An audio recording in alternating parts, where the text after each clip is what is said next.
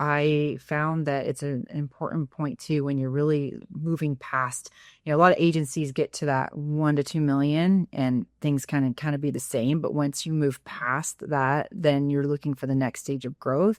You need different processes, you need different people. Welcome to the Digital Agency Growth Podcast.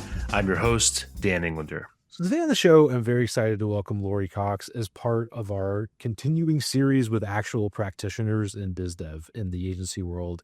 At a time where, a lot is changing, a lot's going on with AI, and I think Lori's going to bring a really interesting perspective from working with companies that are doing that. So to kind of tee up her experience a little bit, Lori is coming with more than 20 years of experience building and scaling B2B marketing, partnerships, and revenue organizations. She built and successfully sold a full service agency, which we're going to get into, and then moved on to senior leadership roles in growth, go-to-market execution, and ecosystem development. She is VP of BizDev at Nat Collective, where she works with global tech companies to design and execute partner-led co-sell motions and GTM strategies across complex enterprise environments. So Lori, welcome. Thank you for having me. Yeah, of course. So the first thing I love to dig into is can you talk a little bit about how you got started in the agency space, maybe like building your own agency and then, making the transition to growth? Yeah, sure. Kind of starting in corporate America, moving around in different roles. I got to experience what marketing looked like, at least a piece of it, and realized that that was my passion. So essentially, it started consulting, and then that turned into hiring people. And then all of a sudden, I had an agency. I never actually worked at an agency. And within about 3 years, I had a team, we had clients, which was great. And we continued to grow from there. And in 2018, we were so successful that we were being looked at by a few different agencies. And so we sold our book of business to an agency across the country who was looking for that expansion opportunity. It was a great fit at the time prior to COVID. Yeah, that's awesome. And I'm sure there's a lot we could dig into with building the agency, I guess, was that your plan? Did it happen unintentionally? And what do you think were the things that had to happen to get you in the position to sell that way? Yeah. In order to really build, I found that scalable, repeatable processes are key. So really thinking about, the sales function is a key component to that, of course, but really connecting processes, people, and technology so that, the organization can continue to grow as, you get more and more clients. Just because I think a lot of agencies struggle. We struggled a little bit early on with just, ingesting more work and figuring out how to do that in a scalable way without sacrificing quality or burning people out. And so that's, I think, a real key component for sure. That makes sense. And would you mind giving a little more context on the agency you build, i.e. what kind of clients were you working with? What did the work look like and so on? Yeah, so we were a full service agency. And so everything from branding and running campaigns and managing social media, SEO, a lot of digital work, but also some creative, really exciting and cool projects, mostly B2B and a lot in healthcare. I was really oriented to sort of this triple bottom line belief around, helping clients that are doing something good for the world. And healthcare felt like a great place to spend that energy. Yeah, that makes sense. And it's such a large part of the economy too, that you can go so deep into healthcare and be doing a lot with it. So I guess, can you talk a little bit about, so you sold the agency to another organization. What had to happen first? You mentioned the systems and the processes and that kind of thing. Can you elaborate on that a little bit more? By the time you sold, were you still in the sales seat? Did you have somebody like yourself now, running BizDev, or how did that work? That's a great question. So yes, I had to finally, take that next leap of which I think any agency owner is scared of, kind of giving over sales to someone else, just because as you first initially grow, you kind of know what works. People trust you. You're putting your name and that relationship is there for people to trust and depend on. So it's a big shift. But yes, that was an important step in the business being able to continue to grow without me having to be at the center point of, all activity, we'll say. Also, I found that it's an important point too when you're really moving past, a lot of agencies get to that 1 to 2 million and things kind of be the same. But once you move past that, then you're looking for the next stage of growth. You need different processes, you need different people, and even technology in many cases, and the way that you go to market has to be thought through differently. So I knew that I needed help, never even having worked at an agency before, to hit that next level. So I hired an HR consultant to help me think through the people part of it and create structure around role definition and things like that. And then also a project management or operations, I should say, consultant to help me look at our processes and figure out where maybe we're like leaving money on the table with existing clients, when and how to think about the scale, because that next hire is always also a really big decision. And so that was tremendously valuable in our ability. We actually doubled the size of the agency within a year of those decisions and those implementations, which was just literally a year or two before that acquisition. Yeah, that's great. I'm sure there's a lot we could dig into with the hires you were making and so on. I guess to kind of double click on BizDev, can you talk about that a little bit more? Like you mentioned that was one of the harder things to get off your plate. What sort of building blocks were in place for you to feel comfortable about making that hire, A, and then B, to have it work out, where it eventually resulted in getting acquired and doubling and all that good stuff? Well, not to be too repetitive, but that people process technology component is really important. So I wanted to make sure that I had already developed a repeatable process that was also being tracked through technology so that it could be, tracked and measured and reported against, so that that first person, they would be coming into something that they could then understand and, work within and even ideally build on. And so that was really important. I think one of the challenges that you see right away with these kind of roles is that a good biz dev person in an agency world needs to understand the nuances beyond just relationship building, right? Some salespeople are great at having a conversation and building some rapport, and then there's the technology. So they need to be able to able to use that and comfortable doing so and follow the processes, because that's what allows those programs, we'll say sales initiatives, to be successful, and you can build on them.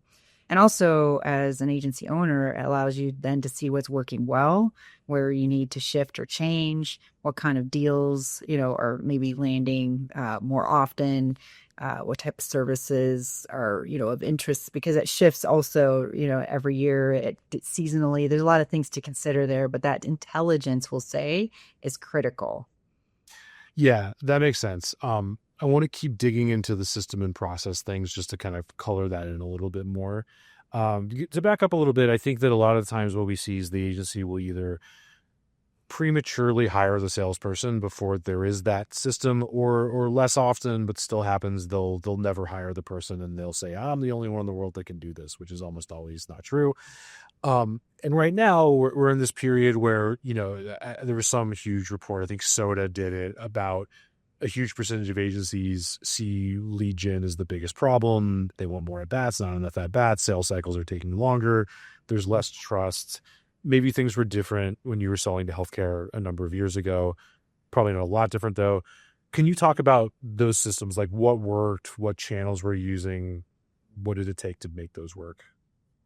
Yeah, well, some things are still somewhat true, as it was in 2018, 2019, as it is here now in 2026, which is kind of crazy when you think about it. But also a lot has changed, to your point. And so, as I've taken leadership roles within agencies to support growth, I've seen it's a consistent need to have that alignment in those processes and the technology. And, what I've seen really works is that you need to have a process that, really everyone in the agency can buy into. They need to understand, what it is, why it's important, and how it works. Because the technology is really just underpinning that. It's helping to provide, the system to, report and track against it, and then ultimately pull those reports as well for sales accountability. So I think, socializing that is really important, and having it presented in a way that the whole team can really understand and ingest is another really important piece of that. Mm-hmm. That makes sense. And then on the biz dev side, like what were you doing back then specifically, and what did it take to get somebody else doing it? Like, how are you training them and dealing with, then maybe not getting the same results that an owner would, and accounting for that and so on? Yeah, so for my agency, we actually had a pretty significant inbound lead engine. And then from an outbound, we were doing events at that time. We were working within different community sectors. We were working with associations. So associations in healthcare are a great place to, create relationships and then be able to build rapport. And as you develop, build experience, then, you get those referrals, right? The referrals from others who, bode well. And so, over, the first 5 years, we really did a great job at building foundation, which then precipitated into inbound. And so a lot of opportunities came that way, and or events and word of mouth. And so, I would say the process of training was probably mostly like side by side for at least the first couple months, and just making sure that, could kind of see what had been working well. Also, I believe that in collaboration, there's always great ideas that can come from anywhere. And so it's also being open to that. And yet needing to have a process that's, again, repeatable. So helping to share that with that person was a key part of it. Seeing, maybe where everybody has strengths and weaknesses. So also identifying those early on is important, because not everybody might be as good at, let's say, the tech piece. And so maybe that's just an area where either you can supplement them with that, or just know that that's going to be, a challenge. Find different ways to work around it. And so on and so forth. Yeah, I'm glad you brought that up, because I think it comes up a lot, and there's different schools of thought, and I'm not sure that they're all right or wrong. But there's one school of thought that's sort of like the salesperson should just be getting leads and getting on calls and running proposals and that kind of thing. And then there's the opposite school of thought, which is a little bit more like the salesperson should go out and eat what they kill, and they're gonna, we're gonna give them a proposal, and they're gonna go out and network and get their own leads, and that'll be that.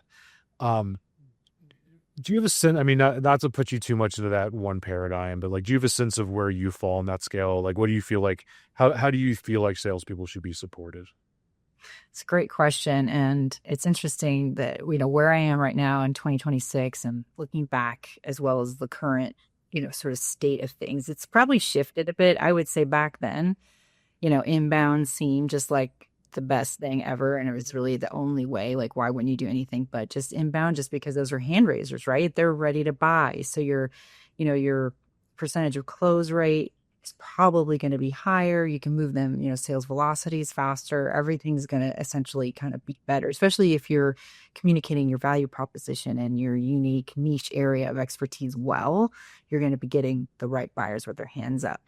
In 2026, a lot has changed. And, not only is there a lot of noise, there's a lot of confusion in the market about who can do what. There's challenges with inbound due to the new search and, LLMs and chat. There's a lot of difficulty for a lot of organizations to get inbound, or the right kind of inbound. But I'm a big believer in, that there isn't just, it's all one thing. So for example, when I built my agency, I built it knowing that I wanted to have diversified revenue streams. You never want, at least in my opinion, to have one client, let's say, taking up 40% or more of your revenue, because that is kind of a danger sign. It's also a big burden for staffing. And then, of course, if things change, what that looks like. I would say with inbound and outbound, it's the same idea. Ideally, you have both. Inbound is going to move faster. It keeps people, I want to say busy, but keeps them on top and getting a sense of what the need is in the world, out in the marketplace. Whereas outbound can have a lot of different forms. And of course, events, they've come back. There's a lot of challenges right now with events in the sense that like there's not as much budget for people to go, but that in person right now, people are just really hungry for it. And there's a lot of opportunity there through inbound, through referrals, LinkedIn outreach. And those, when you kind of have the mix of the inbound and the outbound, I think that's when you can kind of get those network effects. It's kind of like omni-channel marketing. It's if you just do one, placing all your bets there, there's a bit of a challenge when things change, you're kind of compromised to some extent. Yeah, and I was having a conversation the other day with Robert Patton on his show, and he was talking about how like we've all been sold this like funnel graphic. We've seen it a million times, but the reality is it's kind of just like this big morass of people at different stages that are going to convert randomly in different ways. And like it's going to be idiosyncratic, and people are going to have different channels that they convert through just based on their personality or like whatever. So I think there's really something to that.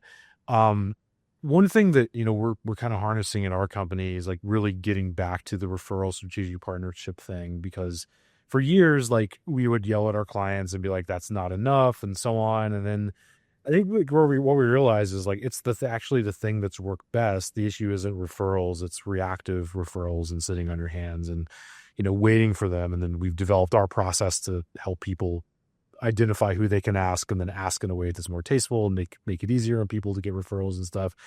I guess like it seems like it's like something that's coming back with a bang, and there's kind of this, it feels like that which is old is new again sort of thing. Like, and I'm late to the party on this, but the newest buzzword is GTN, or like go to network, which I'm like, do you just be networking? Like everything has to have this jargon to it. But I'd love to hear like about your experience a little bit more with the event and the referral angle. Is there anything that you're doing, strategically or specifically there to get leads and so on? Yeah. So with Nat Collective, the agency that I'm currently in a leadership role, we really work on partnership opportunities. It's a very niche space, the partner ecosystem, in the tech world marketing space. And because of that, there are definitely leaders who have kind of risen to the top, and working with them and through their networks is a hugely valuable opportunity. So definitely reaching into those networks, and then even existing clients. I mean, we work with big tech. And so, I mean, there's endless business units and divisions and opportunities to continue to, kind of land and expand and find those opportunities for referrals through there as well.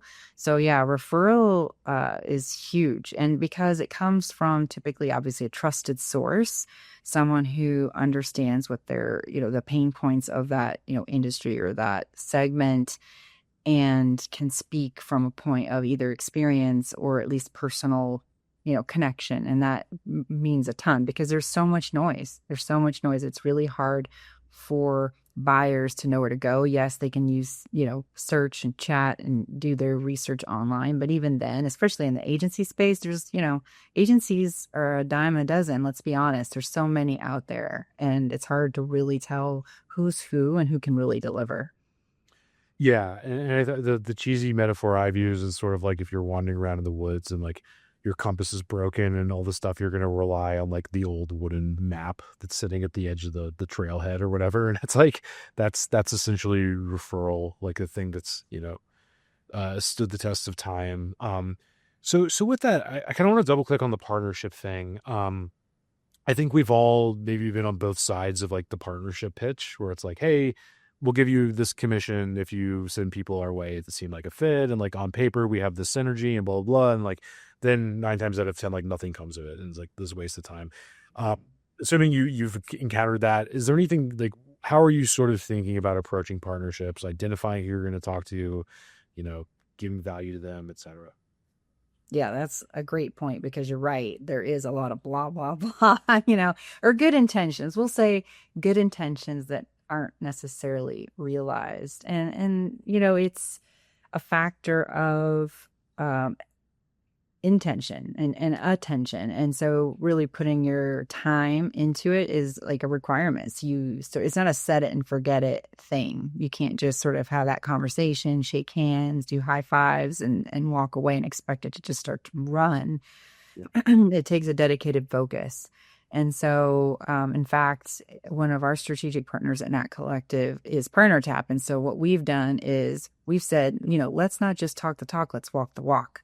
They're a platform and we're an agency services provider with AI capabilities. And so how can we work together to go to market in a way that our audiences understand, the buyers understand where the value is and how we kind of essentially bring something together in that way, and or they see where they need the marketing help, for example, or we see that they need the technology more so support. And so we've put dedicated focus on that. We've done everything from running social media to co-hosting events to just having networking sessions and meetings, and then actively providing each other with actual referrals. So yeah, it's important. And the only way it works is if you put attention and focus on it.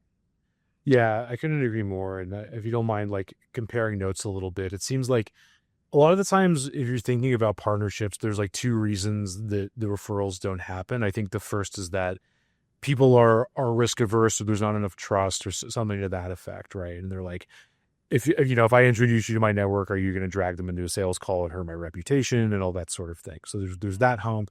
And then there's the other hump, which is really just like friction. People are just busy and tired and working on others. They're working on their own pipeline. So it's like, why are they going to help you? So I think like what we found with our clients is like, you can mitigate both of those things by first just sort of like pre-selecting for the people that you would help and are willing to help you, instead of trying to find the person with this crazy amount of on paper access or something like that. And then the second thing is just making things easy on them by saying, here are people that I saw you might know, can you help me? Versus open-ended, can you send somebody our way? And then they have to do all this work. So I want to bring it to you, I guess, like, is there anything you found to work for actually making a partnership like move forward instead of just staying stuck in place? Yeah, trust is probably of the two the most complicated, that you need to build that. And one of the best ways I think to do it is to get in a room together with a prospect, or let them sit in on a call and let them hear and understand both what you do and how you do it. Because sort of like you say, on paper, it makes sense, but until you see it in action, it's kind of hard to know. So I think that is a great way, that's what we've done. It's like, let's just get in the room together. Let's get in front of this prospect together. I want to hear how you pitch and vice versa, so that we can see how that complements one another. I think in selecting referral partners, it's important to also consider like how they're complementary to what you do, because obviously that's going to help in them understanding what you do, and also make it easier because you're probably targeting the same audiences, or at least similar, I should say, similar audiences, maybe not exactly the same. So yeah. Yeah, that makes sense. And at the risk of like sounding like a Tony Robbins seminar or something, I think like the abundance thing is really big, like being like, thinking of how you're going to help them, and like making sure you're giving as much, if not more, than you're taking at all times. And like having that approach to it, I think, is really important. And that's why like I get so irritated with the, hey, we have this commission structure, do you want commission sort of thing, where it's like without any question being asked of like what I might be wanting to build in my business. So anyway, I think that's really useful. I want to bounce around a little bit. So let's go back to your agency. Like, you sold that, great. Can you talk a little bit about what came next? Like, what was the transition like, and what did you do right after that? Yeah, so that's interesting. The transition, it was at a time in my life where, kids were just grown and, either in university or on, and, should have been the best time of my life, to be quite honest with you, right? It's like, oh, this is great. I'm not like doing all the things that, but I hit a wall. I found that, I was going a million miles an hour for so long that I essentially kind of burnt out, and my health suffered for it. And so I went to kind of I guess, a realization, and became more aware of how to make sure that, I'm taking care of myself. I had actually, in my organization, instituted, policies, and also support mechanisms for people to stay healthy. I thought that was really important. It was an important piece to me in terms of our culture, whether it was just like wellness breaks, or, a timer to stand up and get away from your desk and not working, overtime, things like that. But I don't think I was doing that for myself. And that's what happens as a leader, right? We sometimes take care of others, but don't necessarily take care of ourselves. So I've learned a lot of practices along the way, and have been sharing that as a coach with, other leaders who are looking for better ways to lead that really help them to stay authentic to themselves, but also support themselves in their well-being while they're doing it. Yeah, that's great, and like definitely bears repeating. And then what, like how long was that period, and when did you know you wanted to get back to working in the agency world after all the craziness? Yeah.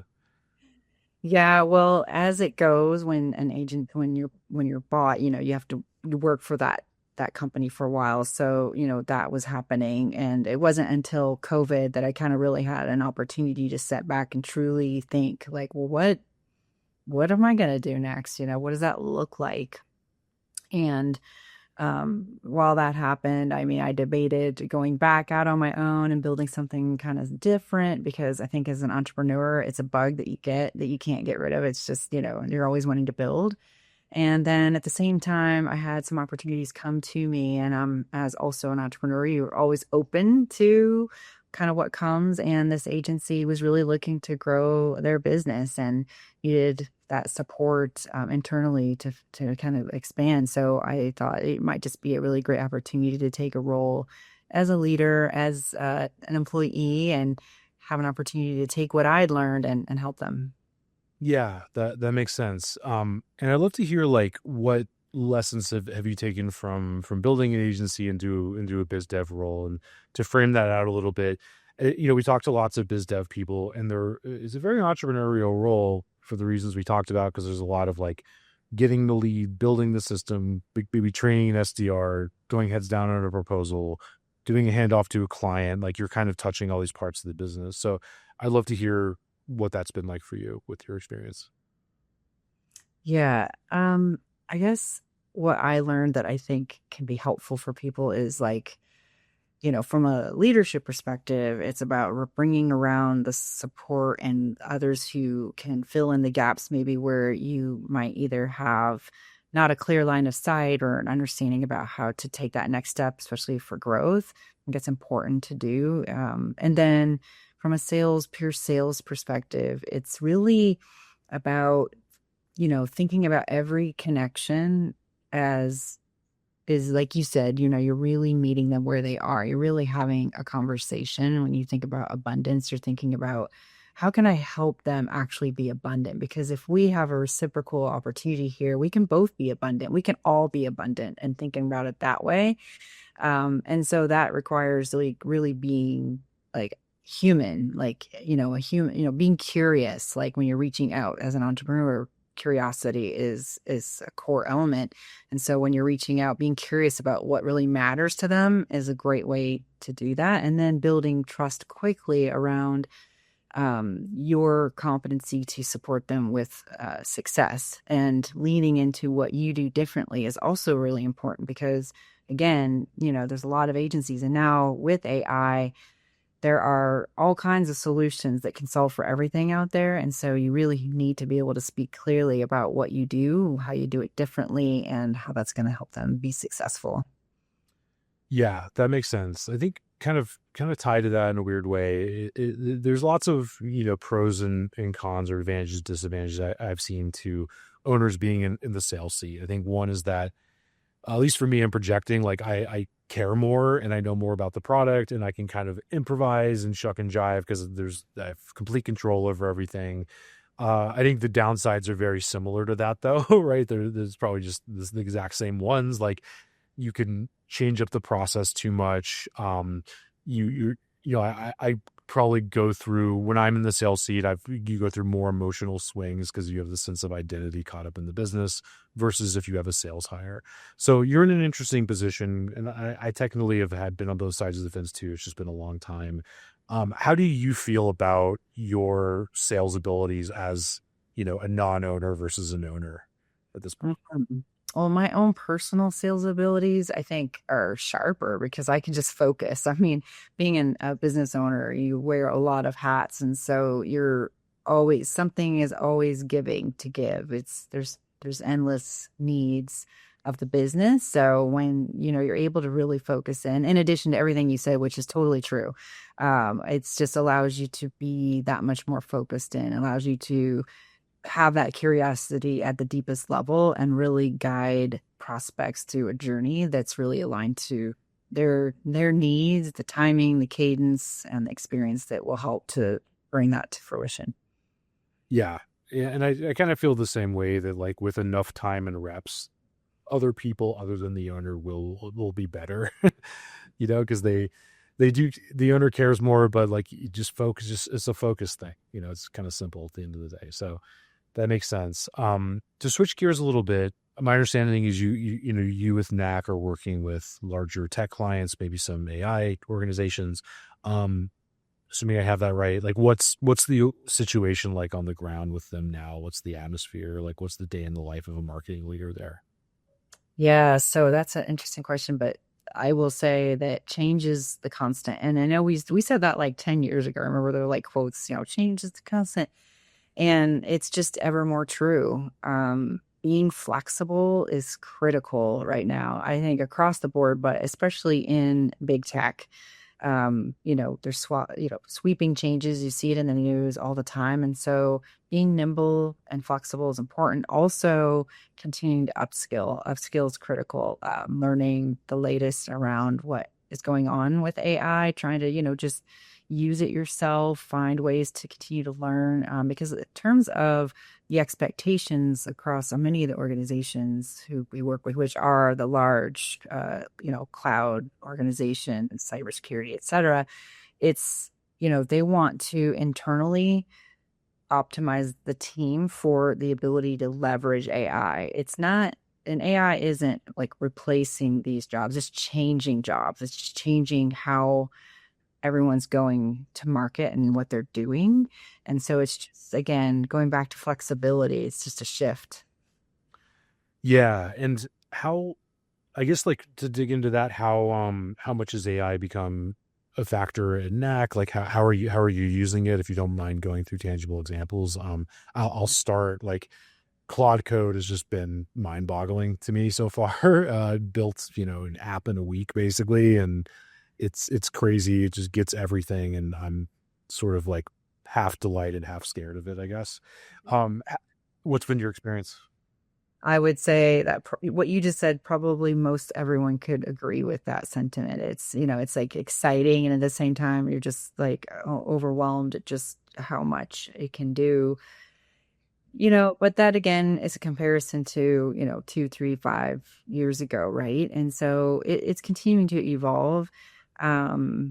So yeah, at Knack, we're doing everything from helping, these types of organizations, because the expectation is, as an agency, we understand and are using AI. And so we have to be in the game. And so we've been doing everything from building agents in collaboration with our clients, just because there's a lot of governance and security requirements around that, but to do very specific purposes, but that can take then really optimize processes, make them more scalable and efficient.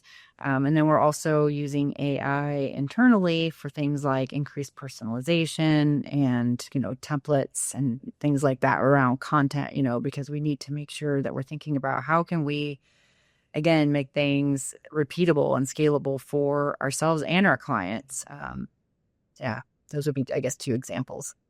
Yeah, that makes sense. And I've also just seen lots of agencies and myself like use it as just a double check on, the email sales recap for a late stage prospect or something like that. And like one thing that I think it's really good at, and Claude's kind of made this breakthrough, is it's the opposite of a lot of the complaints we had a few months ago about like, oh, it builds you up, it lies to you and stuff. It's more of like the opposite. It's more of like a red team at this point, where it'll like pick out stuff from a call where, in a sales role, you get like these happy years, right? You want to believe a certain thing, or that this person's further along than they are. And it's like, here are all the things that will blow up the deal. And it's right. It's been right. So it's crazy.